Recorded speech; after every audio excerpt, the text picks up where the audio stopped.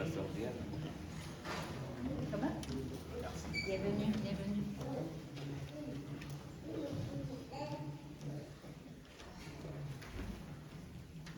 Bonjour tout le monde. Bonjour. Bon matin. Bonne fête d'Acadie.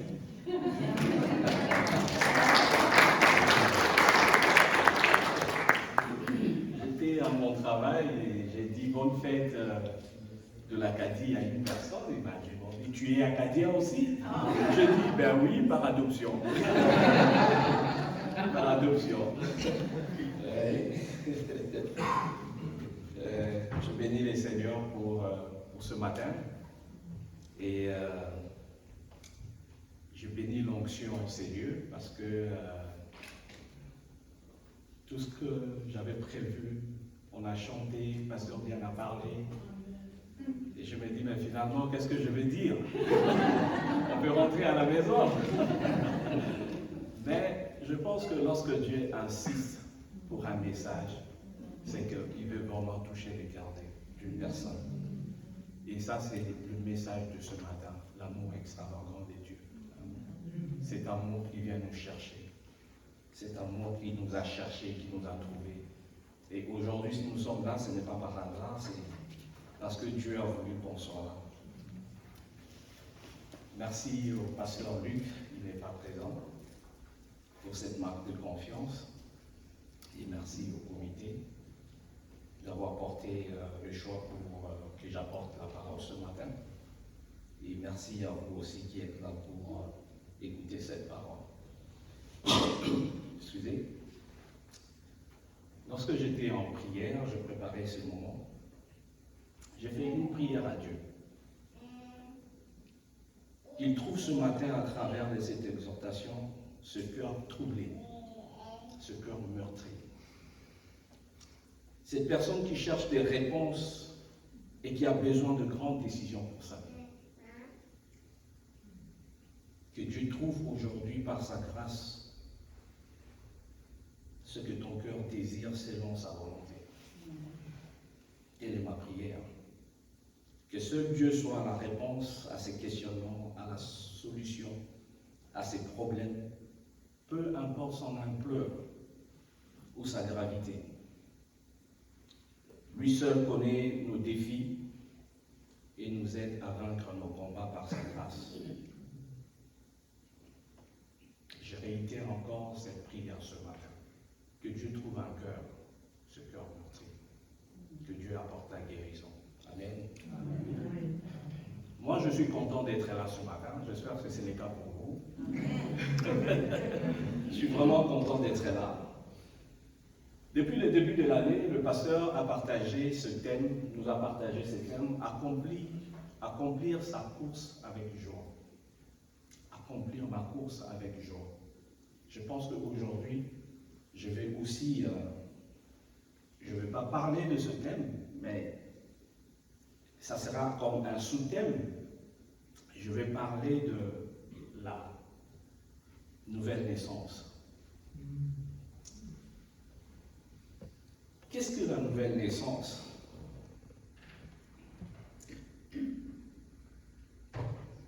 J'aimerais d'abord un peu parler de la course, accomplir la course avec joie. Le pasteur nous a partagé ce thème comme un coach qui nous préparait à une compétition. Et vous savez, les athlètes, lorsqu'ils se préparent pour une compétition, c'est vraiment des temps de sacrifice. C'est vraiment du temps intense d'entraînement, de sacrifice. Ils se sacrifient pour qu'ils soient non pas parmi les meilleurs, mais qu'ils gagnent la compétition. Et je pense que depuis le début, le pasteur nous prépare à gagner une course, à gagner une compétition. Et il ne suffit pas seulement de préparer la course, mais il faut s'inscrire à la course. Nous devons nous inscrire à la course. Et c'est cette inscription que j'appelle la nouvelle naissance. Amen. C'est le début de toute vie chrétienne. Amen. C'est notre inscription à la course. On peut beaucoup rire, je dirais, plus qu'Usain Bolt. J'espère que tout le monde connaît Usain Bolt, le Jamaïcain, l'homme le plus rapide qui court comme une flèche. On peut beaucoup rire, plus qu'Usain Bolt, mais lorsqu'on ne fait pas partie de la compétition, notre nom ne sera jamais connu. Et aujourd'hui, il est connu parce qu'il court dans la compétition. Il est inscrit dans la compétition. J'ai rencontré une personne un jour qui m'a dit, vous le chrétien là, vous pensez que vous êtes bon dans tout ce que vous faites. Pourtant, moi, je ne suis pas chrétien. J'aide les pauvres. Je donne tout mon argent aux démunis. J'aide les orphelins. Mais je ne suis pas chrétien pourtant. Oui, mais c'est vrai. Il fait tout ça. Mais il n'est pas inscrit dans la compétition. Il n'est pas inscrit dans la compétition. Tous ces beaux actes, ce n'est pas mal, ce n'est pas mauvais de le faire. Parce que Dieu nous le recommande également. Mais nous combattons dans la victoire parce que nous sommes dans la compétition. Pour introduire mon thème, j'aimerais d'abord vous poser une question. Avez-vous déjà vu la photo d'une maison rénovée où on vous montre une photo, ce qui était avant et après? Je pense que Franck va nous projeter l'image. J'essaie de visualiser cette maison au coin de la rue, inhabitée, abandonnée. Personne n'en voulait, personne n'en veut. Puis un beau jour, à notre grande surprise, les travaux commencent. Et l'on se demande qui a bien pu acheter une maison dans un état aussi pitoyable. Personne ne connaît l'acheteur, mais tout le monde voit ses œuvres à travers les travaux. La transformation devient palpable et effective. Puis finalement, cette maison devient la plus belle de la rue, avec un beau jardin. On est heureux de voir les ouvriers qui se sont surpassés pour rendre la maison propre, habitable. J'en ai une sur mon avenue. Chaque fois que je passe là, je prie à Dieu pour que cette maison soit rénovée. Vous savez, lorsqu'elle est rénovée, même les propriétés qui sont sur l'avenue prennent la valeur. C'est la seule image que je trouvais ce matin de la nouvelle naissance. Dans quel état Dieu nous prend et comment il nous perfectionne et où il nous amène. Quand vous dites que vous êtes, quand nous disons que nous sommes nés de nouveau, il faut qu'il y ait un avant et un après dans notre vie. Et ça, c'est pas ma maison. J'ai trouvé une image. J'ai trouvé une image sur Internet, mais c'est peut-être la maison que je vais construire au ciel. On le souhaite. Mais au ciel, le pasteur Diane m'a dit ce matin, ça sera plus beau que ça. Ça sera plus beau que ça. C'est l'image que je trouvais en tant que chrétien pour essayer d'expliquer ce qui se passe lorsqu'on est né de nouveau. La nouvelle naissance. Ce texte est tiré de l'histoire de Jésus et Nicodème dans Jean 1, dans Jean 3, le verset 1 à 7, on va lire, et puis 8 à 10, et enfin on va lire le verset 16. La conversation de Jésus avec Nicodème, un pharisien docteur de la loi. Quand on dit docteur de la loi, c'est quelqu'un qui maîtrisait la loi. Et lorsque les Juifs avaient des questionnements par rapport à la loi, ils allaient le voir. C'est lui qui expliquait aux Juifs, c'est lui qui expliquait ce c'est que les Écritures voulaient dire, c'est lui qui interprétait la loi. Mais quand nous lisons cette conversation, nous verrons qu'un docteur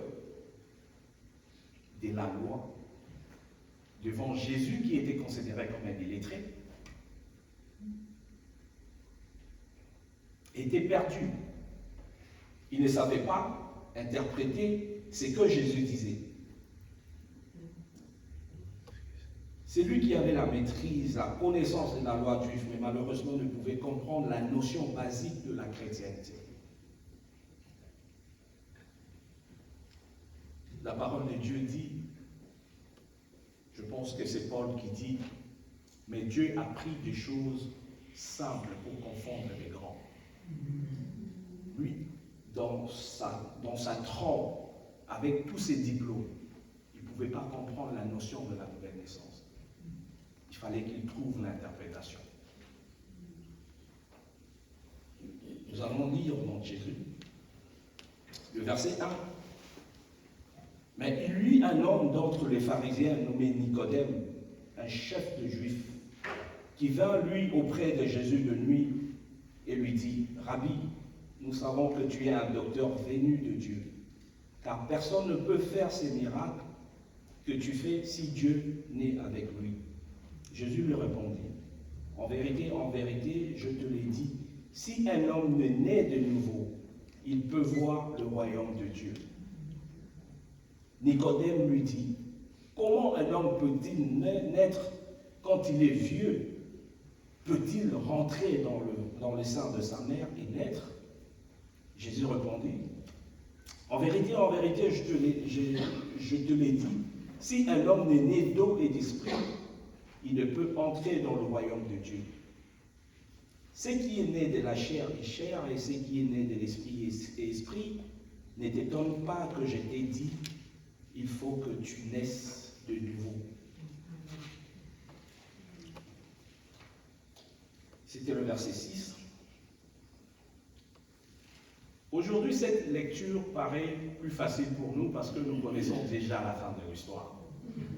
Alors je nous pose la question, serions-nous capables de comprendre ce que Jésus voulait dire en ces moments-là, si nous avons vécu à l'époque de Nicodème? Comme on a déjà lu plusieurs fois ce passage, on a déjà été enseigné par ce passage, et ça paraît plus facile pour nous parce qu'on connaît les débuts, on connaît la fin. Est-ce qu'on est mieux que Nicodème? C'est la question que je me pose.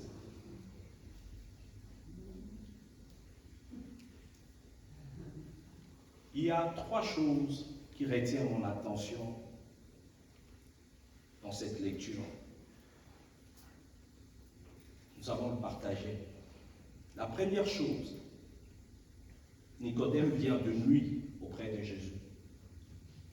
Pourquoi il vient de nuit?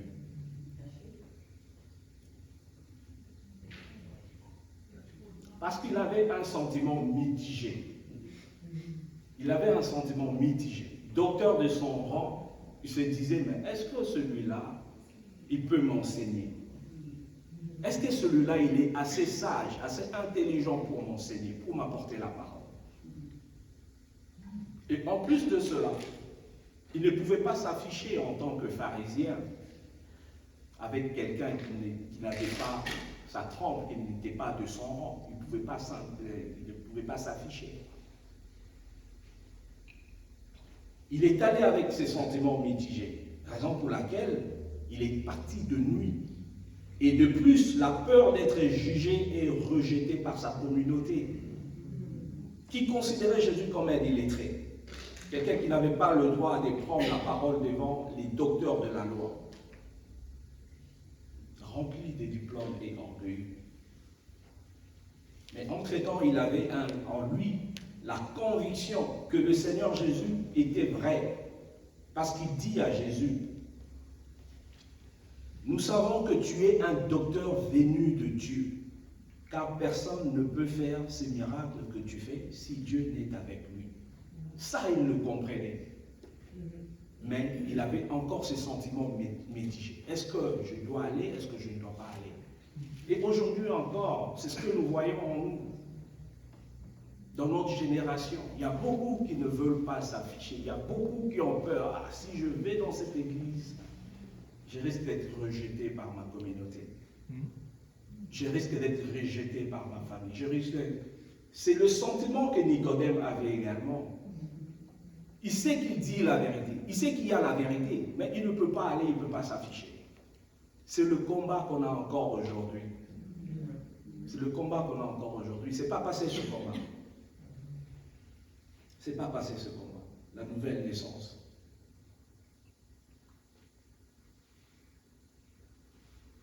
Le deuxième point, Nicodème était vraiment disposé à mettre ses connaissances de côté pour croire à l'évangile et aux enseignements de Christ. Il pose la question de savoir comment un homme peut-il naître quand il est déjà vieux? C'est impossible. Je suis déjà vieux, tu me dis de naître de nouveau. Comment cela est possible? Mais il posait des questions, non pas parce qu'il voulait... Vous savez, chaque fois que les pharisiens posaient des questions à Jésus, quand nous lisons la Bible, c'était soit pour l'éprouver, soit pour chercher à l'arrêter. Mais cette fois-là, c'est le seul moment où il y a un pharisien qui venait, non pas pour éprouver Jésus, non pas pour le piéger, mais pour chercher à comprendre. Donc ça veut dire qu'il était prêt à mettre ses connaissances de côté et de comprendre ce que Jésus voulait lui enseigner. Il pose la question de savoir comment un homme peut-il naître quand il est déjà vieux. En d'autres termes, il demande à Jésus, s'il te plaît, explique-moi, j'aimerais comprendre comment cela est-il possible. Comment cela est-il possible? Puis enfin, dans cette lecture, la troisième chose qui a retenu mon attention, Nicodème était une personnalité juive importante. Comme c'est dit au verset 1, il y eut un homme d'entre les pharisiens nommé Nicodème, un chef de juifs. Il était chef parmi les juifs. Il était un homme important. On peut être important et servir le Seigneur. On peut être un grand homme et servir le Seigneur. Malgré son haut rang, il avait la soif de comprendre les enseignements de Jésus. Mais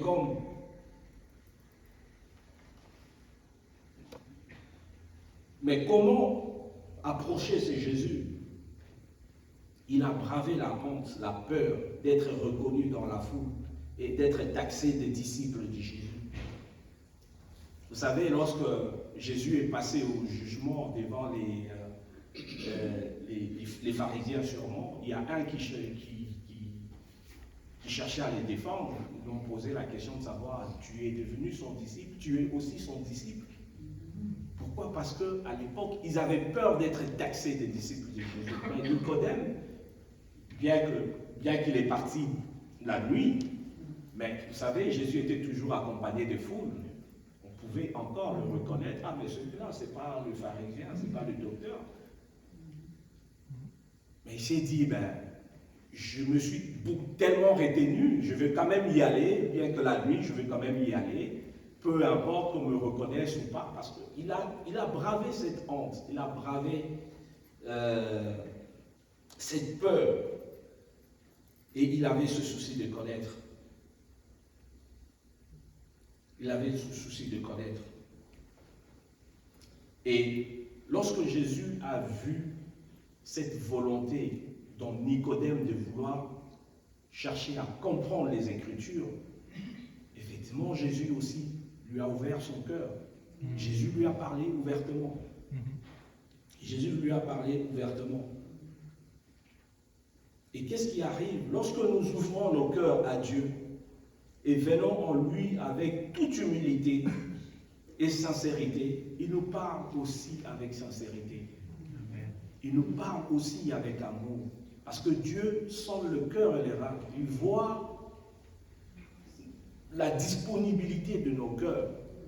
Et Dieu a vu cette disponibilité en Nicodème. Il lui a parlé aussi ouvertement. Ce que j'aime dans ces dialogues, c'est que grâce au questionnement de Nicodème et son souci d'apprendre, Jésus nous a dévoilé dans ce dialogue ouvertement sa vraie mission sur terre. Vous savez, je pense que c'est la première fois que Jésus dit ce qu'il était venu faire sur la terre. C'était dans ce dialogue de lui et Nicodème, parce que Nicodème posait des questions et il cherchait à comprendre. Le passage du verset, le passage de Jean 3,16, ce passage est l'hymne de conversion de tout chrétien du monde. Jean 3,16. C'est que j'aime. Ce passage que nous connaissons tous par cœur découle de la préoccupation d'un pharisien qui avait soif de comprendre c'est que c'était naître de nouveau. Dans les explications, finalement, Christ lui dit, car Dieu a tant aimé le monde qu'il a donné son Fils unique afin que quiconque croit. C'était ça la mission de Christ. Ce passage découle d'une préoccupation d'une personne qui voulait comprendre. Amen. Et c'est Nicodème. C'est Nicodème. Et je vais faire une petite parenthèse pour parler de mon témoignage, parce que moi aussi, c'est ce passage qui est venu me chercher. C'est ce passage qui est venu me chercher. Adolescent et jeune adulte, j'étais un enfant difficile. Difficile pour mes parents. Au point même à un moment, j'étais impossible. J'étais un combo de tout ce qui est de mauvais. Un vrai combo. La cigarette, l'alcool, le cannabis. Et je me traînais avec les amis, passer du temps loin de ma maison, et j'étais tout le temps, je préférais étudier dans des pensionnats parce que là, il n'y avait pas de contrôle parental. Et quand je revenais à la maison, on me voyait peut-être seulement le soir à la maison, mais toute la journée, j'ai passé du temps avec mes amis. Et pour moi, c'était ça la vie. C'est ça que je voulais. Mais à un moment, je sentais qu'il y avait un vide en moi. Je sentais qu'il y avait un vide en moi. Ce vide que je cherchais à combler par l'alcool, par la drogue, mais chaque jour, ça recommençait. On se remplit avec des substances et demain on se vide. On est vide de l'intérieur. On est vide de l'intérieur. Comme disait ce chant ce matin, l'amour extravagant. Moi, j'ai expérimenté cet amour et je le souhaite pour vous aussi. C'est cet amour qui est venu me chercher. Et le jour où j'ai entendu parler de ces versets, car Dieu a tant aimé le monde, il a donné son Fils. J'ai vu ce que Jésus a enduré sur la croix. J'ai dit, si il a enduré tout ça, c'était pour que je sois sauvé. J'ai dit, mais qu'est-ce que je fais encore là avec ses amis? Qu'est-ce que je fais encore là? Dieu m'avait libéré de la haine, de l'orgueil, de l'animosité, de la colère et surtout de la rébellion envers mes parents. C'était une délivrance. Au point que ma mère, ayant vu ce changement en moi, elle a vu cet avant et cet après en moi. Ma mère a donné sa vie à Christ, quand moi je me suis converti. Elle était tellement touchée, elle a dit, cet enfant, je l'avais perdu. Mais qui est ce Dieu qui a transformé cet enfant? Amen. Qui est ce Dieu-là? Je suis le fruit de l'amour extravagant de Dieu. Je le souhaite pour vous aussi ce matin. Je le souhaite pour vous aussi ce matin. Et depuis que je prépare cette prédication, je sais que ce matin, Dieu va chercher un cœur. Et comme je l'ai dit au début, Dieu va chercher un cœur. Dieu va ramener un cœur aujourd'hui dans sa présence. Amen.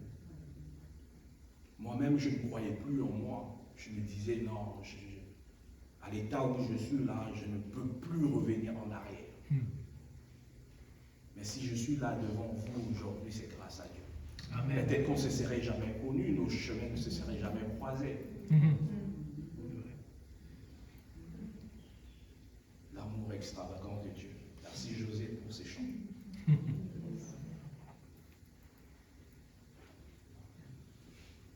Aujourd'hui encore, lorsque j'y pense, je suis très reconnaissant envers Dieu. Et je lui rends grâce de m'avoir trouvé tôt.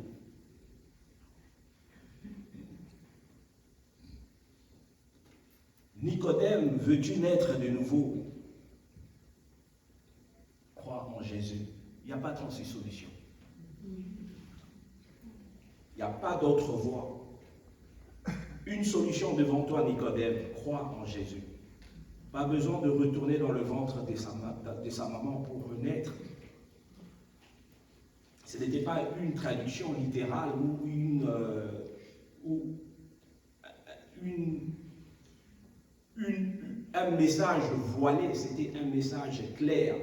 Jésus voulait parler de la nouvelle naissance.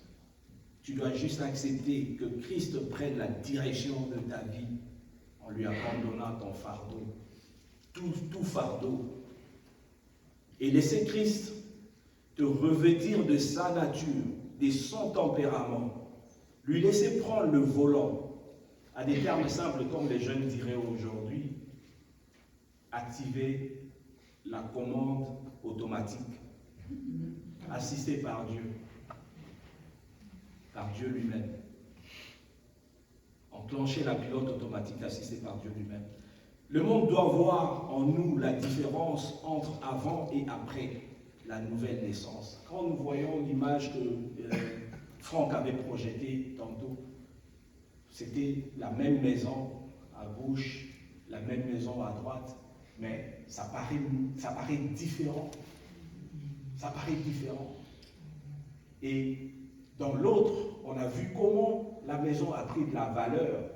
Si on pouvait vendre la maison à gauche à 100 $, mais on ne peut pas le faire à l'autre. Ça a pris de la valeur. Et c'est ce que Dieu apporte. Dieu apporte en nous une valeur ajoutée. Amen. Par la nouvelle naissance. Amen. Par la nouvelle naissance. Et lorsque la maison est belle, on a peur de la salir. Amen. On a peur de la salir. Nicodème, ne retourne pas dans le ventre. Naître de nouveau. Change ton attitude. Change ta vie. C'est ce que Dieu veut te dire, Nicodème. Je prendrai un autre exemple dans la Bible, l'histoire d'une autre personne qui avait soif de comprendre les Écritures. Je parle de l'eunuque éthiopien. Une autre grande personnalité, une autre personnalité importante de sa communauté. Dieu a vu le besoin de son cœur et a conduit Philippe sur son chemin pour qu'il soit sauvé. C'est l'histoire qui est tirée au passage de Actes 8, 26 à 40. Je vais lire. Un ange du Seigneur s'adressant à Philippe lui dit, « Lève-toi et va du côté du Midi, sur le chemin qui descend de Jérusalem à Gaza, celui qui est désert. » Il se leva et partit. Et voici un Éthiopien, un eunuque, ministre de Candace, reine d'Éthiopie, et surintendant de tous ses biens, venu à Jérusalem pour adorer. Sans retourner assis sur son char, il lisait le prophète Ésaïe. L'Esprit dit à Philippe, « Avance et approche-toi de ce char. » Philippe accourut et entendit l'Éthiopien qui lisait le prophète Ésaïe. Il lui dit, « Comprends-tu ce que tu lis ?» Il répondit, « Comment le pourrais-je si quelqu'un ne me guide ?» Et il invita Philippe à monter et à s'asseoir avec lui. Le passage de l'Écriture qu'il lisait était celui-ci. Il a été mené comme une brebis à la boucherie, et comme un agneau muet devant celui qui l'étend, il n'a point ouvert la bouche. Dans son humiliation, son jugement, le verset 33, pardon, dans son humiliation, son jugement a été levé, et sa postérité qui la dépeindra, car sa vie a été retranchée de la terre. Le verset 34. L'eunuque dit à Philippe, je te prie, de qui le prophète parle-t-il ainsi? Est-ce de lui-même ou de quelqu'un d'autre? Alors Philippe, ouvrant la bouche et commença par ce passage, lui annonça la bonne nouvelle de Jésus. Comme ils continuaient leur chemin, ils rencontrèrent de l'eau, et l'eunuque dit, voici de l'eau, qu'est-ce qui empêche que je sois baptisé? Philippe dit, si tu crois de tout ton cœur, cela est possible. L'eunuque dit, je crois que Jésus-Christ est le Fils de Dieu. Il fit arrêter les chars. Philippe et l'eunuque descendirent tous deux dans l'eau et Philippe baptisa l'eunuque. Le verset 39, quand il fit sortir de l'eau, l'Esprit du Seigneur enleva Philippe et l'eunuque ne le vit plus, tandis que joyeux il poursuivit sa route. Amen. Tandis que joyeux il poursuivit sa route. Dans nos deux histoires, je trouve deux points communs. Nicodème, l'eunuque éthiopien. Le premier point, c'est la soif de l'un et l'autre de vouloir à tout prix comprendre les Écritures. C'est ce que Nicodème voulait, c'est ce que l'eunuque éthiopien voulait aussi. Quant à prendre des risques, mais il me faut la compréhension afin de me permettre de prendre une meilleure décision. Et ça, c'est le premier point que je trouve, le premier point commun que je trouve entre nos deux histoires. Le deuxième point, ils étaient tous les deux des personnes considérées dans leur communauté. C'était des personnes importantes, mais ils ont mis leur grade de côté. Ils ont mis leur autorité ou leur rang de côté. Ils ont accepté d'être enseignés par des personnes qui étaient visiblement pas de leur rang. Ils ont accepté. Et pour commenter le passage que nous venons de lire, il y a 6 points qui ont retenu mon attention. Le premier point, pour aller rapidement, l'eunuque éthiopien était allé à Jérusalem pour adorer. Il est allé pour adorer. Quand bien même il ne comprenait pas encore les Écritures, il ne savait pas encore, il ne comprenait pas ce qu'il lisait, mais il est quand même allé adorer. Il n'avait pas encore la réponse à toutes ces questions, mais il est quand même allé adorer. Je sais que tous les angles ne sont pas arrondis, toutes les cases ne sont pas cochées, mais il est quand même allé adorer. Tout n'est pas clair devant nous aujourd'hui, mais on vient quand même adorer. Tout n'est pas beau, tout n'est pas juste, mais on vient quand même adorer. Et ça, c'est déjà un point positif. L'eunuque est allé adorer à Jérusalem. Et sûrement c'était à des distances de là où il vivait. Il est allé adorer.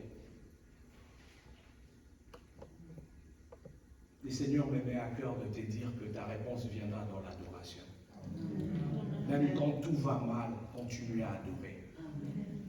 Même quand tout est difficile, continue à adorer. Le deuxième point, lui qui était assis sur sa limousine, sur son char, n'a pas honte d'exposer son ignorance devant un inconnu.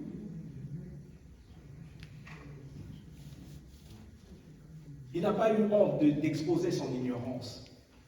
Il dit, Philippe lui demande, comprends-tu ce que tu lis? Il serait orgueilleux, il se serait peut-être dit, ben, quel est ce pauvre qui pense être plus intelligent que moi? Du reste, lui, il est à pied, moi, je suis sur ma limousine. Comment il peut me poser une telle question? Mais il ne l'a pas fait. Mais écoutez sa réponse avec toute humilité. Comment le pourrais-je si quelqu'un ne me guide? Donc, il a besoin d'un guide pour comprendre les Écritures. C'est cette humilité-là qui est aussi importante. Et la Bible continue en disant, il invita Philippe à monter et s'asseoir avec lui. Un inconnu. Il l'invite, viens t'asseoir à côté de moi. Parce qu'il a compris que Philippe pouvait l'aider à comprendre les Écritures. Il dit, viens, par soif de vouloir comprendre, viens m'aider à comprendre. C'était un cœur humble. Malgré son rang, il pouvait aussi se rabaisser pour chercher à comprendre. Le troisième point, par soif de vouloir comprendre, il invite cet inconnu de s'asseoir à côté de lui pour expliquer les Écritures. L'énigme dit à Philippe, je t'ai pris, de qui le prophète parlait-il ainsi? Ma prière ce matin, c'est que Dieu nous donne un cœur humble, un cœur malléable. Malléable à sa parole, pour laisser croître en nous le fruit de la nouvelle naissance. Que Dieu nous donne ce cœur ce matin. Une personne née de nouveau vit dans l'humilité. On ne peut pas dire qu'on est né de nouveau puis continuer à regarder les gens de haut. Le Nick, il avait tout pour ne pas s'approcher de Philippe. Il ne lui manquait rien. On ne peut pas regarder les gens du coin de l'œil quand on est né de nouveau. La nouvelle naissance, c'est considérer les autres et partager l'amour, la paix, la joie autour de soi. C'est la nouvelle naissance. Amen. Amen. Le quatrième point, quand il a compris, il a tout de suite pris la bonne décision sans attendre. Quand il a compris la parole, il a compris ce qu'il voulait comprendre, il voulait entendre. L'eunuque dit, voici de l'eau. Qu'est-ce qui empêche que je sois baptisé? Je ne veux pas attendre demain, je veux tout de suite parce que j'ai compris. Ne ramenons pas à demain ce que nous pouvons faire aujourd'hui. Il a écouté cette parole, il a dit non. C'est que j'ai entendu, je n'ai jamais entendu. L'explication que j'ai vue, que j'ai entendue, je n'ai jamais entendue. Je le veux tout de suite et maintenant.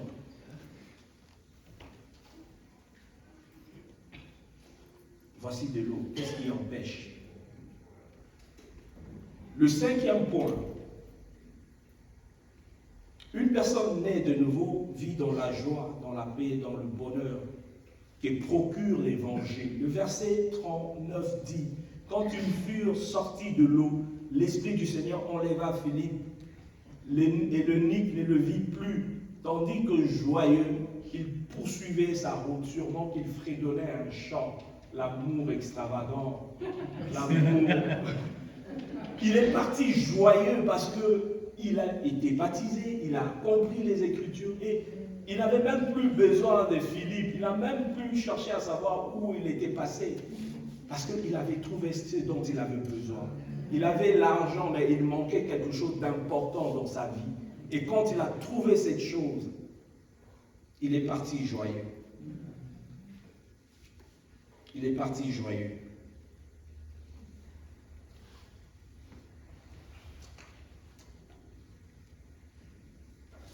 Je vais finir. Je vais sauter des pages parce que j'avais bien fait mes devoirs, pasteur Diane.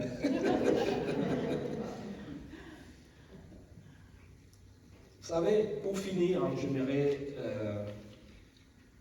finir avec cette petite histoire, avec cette petite illustration. Il y a un jeune qui a été touché par la parole, qui allait voir son pasteur. Il dit, pasteur, je t'ai touché comme le Nick éthiopien, je veux être baptisé maintenant, j'ai donné ma vie à Christ, j'ai laissé ma mauvaise vie, maintenant je veux me consacrer au Seigneur. Le pasteur a dit, waouh, gloire à Dieu, ça c'est une bonne chose, un bon témoignage. Et le jeune a suivi les enseignements, il a été baptisé. Il est venu à l'église 1 mois, 2 mois, le 3e mois, il a disparu. On ne le voyait pas, on l'a cherché, on est allé à son adresse, il avait déménagé. Et personne ne savait où il était passé. Et quelques temps après, le pasteur le croise par hasard dans la rue. Ah, mais mon frère, qu'est-ce qui s'est passé? Tu as disparu. Il grattait la tête, et ben oui, c'est vrai, pasteur. Ben, après mon témoignage, j'ai dit que le vieil homme là qui était resté au fond de la piscine, mais je ne savais pas que le vieil homme savait nager. Il a refait surface. Ben oui, c'est ce qui arrive. Le diable est malin. On ne peut pas dire qu'on est sauvé aujourd'hui, c'est pour toujours. On ne peut pas dire qu'on est né de nouveau aujourd'hui et c'est pour toujours. Le vieil homme sait nager. Il a refait surface, il est revenu. Et le jeune était tellement accablé par la culpabilité. C'était encore une âme à gagner. Le pasteur a dit, reviens à l'église. Ne t'enfuis pas loin de la présence de Dieu. Reviens. Et continue à prier, continue à persévérer. Continue à persévérer. Et c'est ce que nous demandons, c'est ce que j'aimerais demander à nous. J'aimerais nous demander ce matin. On est né de nouveau, c'est vrai. On veut être sauvé, c'est vrai. Mais on doit rester persévérant. On doit persévérer. Continuer la marche avec persévérance. Et c'est ma prière ce matin que Dieu nous donne cette persévérance. Que Dieu nous donne cette persévérance. C'est pas facile, c'est vraiment pas facile. Et surtout dans notre génération, et surtout de vivre la chrétienté dans le monde présent. C'est vraiment pas facile. Mais comme je l'ai dit au début, le combat que nous menons aujourd'hui, les autres chrétiens l'ont mené aussi. Donc ça veut dire qu'on peut réussir. Nous avons notre part à faire. La part que nous devons faire, c'est d'aller nous inscrire. C'est de nous inscrire à la course. Mais pour le reste, je pense qu'il y a l'amour de Dieu, il y a la grâce de Dieu. Nous comptons sur cette grâce-là. Nous comptons sur cette grâce-là.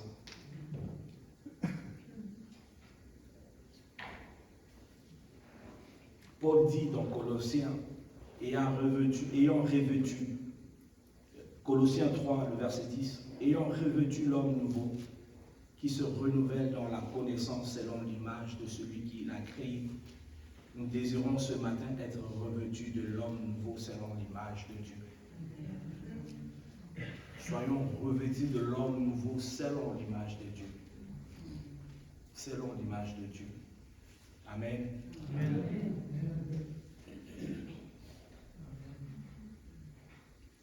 Nous allons baisser nos yeux dans la prière. Agé, si tu peux nous accompagner en fond sonore avec l'amour extravagant.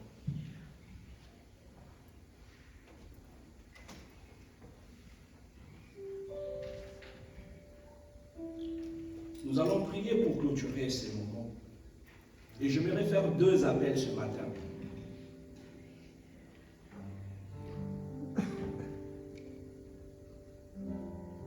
Le premier, c'est celui comme l'unique Éthiopien, sans un besoin de prendre la décision maintenant, sans attendre, de revêtir un cœur nouveau.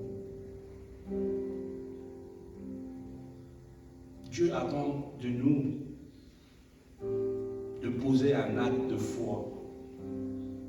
J'aimerais t'inviter à te lever. Juste où tu es, nous allons prier. Tu sens le besoin de prendre cette décision aujourd'hui. De dire comme l'unique Éthiopien, voici de l'eau, je veux être baptisé.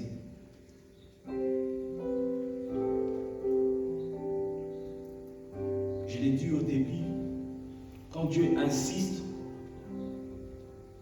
pour un message, c'est qu'il veut trouver un cœur. Nous l'avons chanté, le pasteur Diane l'a exhorté ce matin. Et c'était ça, le thème de mon message. C'est que Dieu veut te trouver ce matin. Si tu veux prendre cette décision, lève-toi où tu es. nous allons prier ensemble pour que Dieu t'aide dans cette décision, pour que Dieu t'accompagne dans cette décision.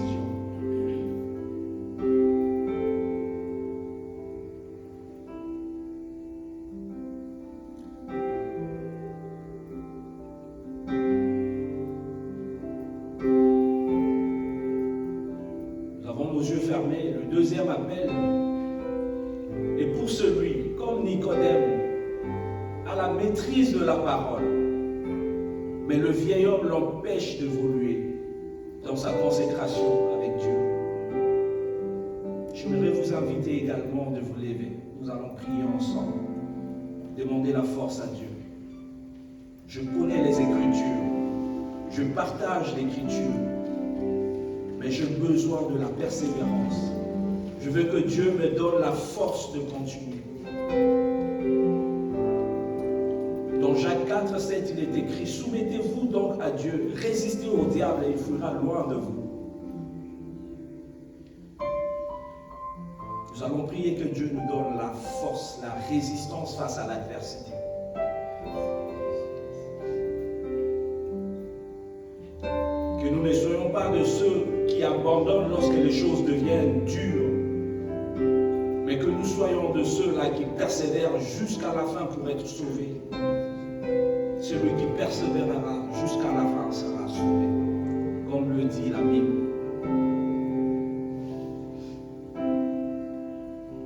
Seigneur, je viens devant toi ce matin. Je viens te recommander, Seigneur notre Dieu, tous ceux qui sont debout dans ton assemblée, et même ceux qui hésitent encore, Seigneur notre Dieu. Que tu puisses te manifester dans sa vie. Que tu puisses agir au-delà de ses pensées. Seigneur notre Dieu, Père, merci pour ta parole ce matin. Merci Seigneur notre Dieu pour cette sémence. Et c'est toi Seigneur notre Dieu qui continuera Seigneur à arroser ta parole pour qu'elle trouve de la place dans le cœur de chacun ce matin. Continue à arroser.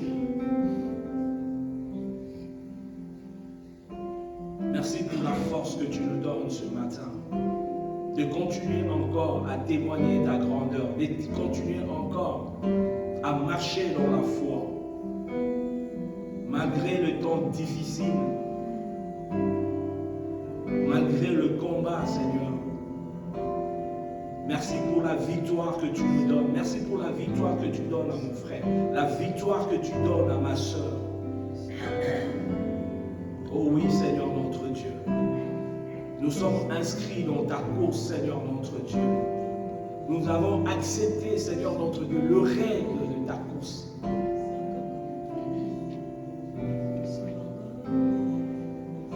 Merci pour la vie de chacun.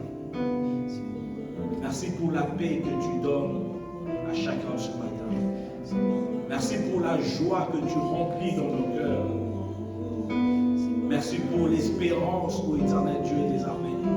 Merci pour la croix, Seigneur notre Dieu. Merci pour la vie, Seigneur. Merci pour la santé, Seigneur notre Dieu. Merci pour ta grâce. Merci Jésus. Merci Seigneur. Merci Jésus.